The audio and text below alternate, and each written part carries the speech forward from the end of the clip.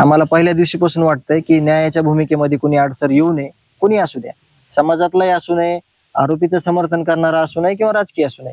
ते आज मुख्यमंत्री साहेबांना वाटलं असेल, त्याच्यामुळे त्यांनी 2.5 महिन्यानंतर हे पाऊल उचललं आणि आपण न्याय मागतोय. फक्त न्यायापलीकडे आपण आतापर्यंत काही मागितलं असेल तर तुम्ही सांगा मला, की तुम्ही न्याय सोडून ही दुसरी एक गोष्ट मागत होतात.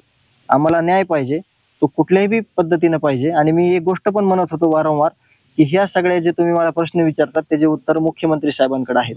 शेवटी ते मुख्यमंत्रीच करू शकतात, मी करू शकत नाही.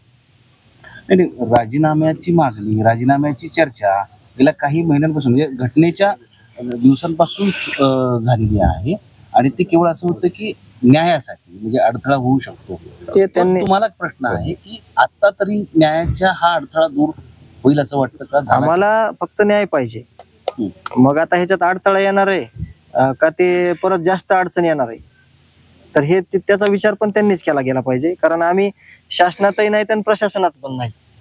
साधा एक बूथ प्रमुख होता बीजेपीचा, त्यांना ह्यांनी संपवलं. त्याच्यामुळे आता आमच्या गावची ताकद एकच आहे की दुःखात सहभागी व्हायचं आणि न्यायाच्या लढाईत संविधानानं जे मार्ग दिलेले आहेत, संवेदनशीलता जी आहे गावची, त्यांनी न्याय मागायची. एवढंच आमच्या हातात आहे.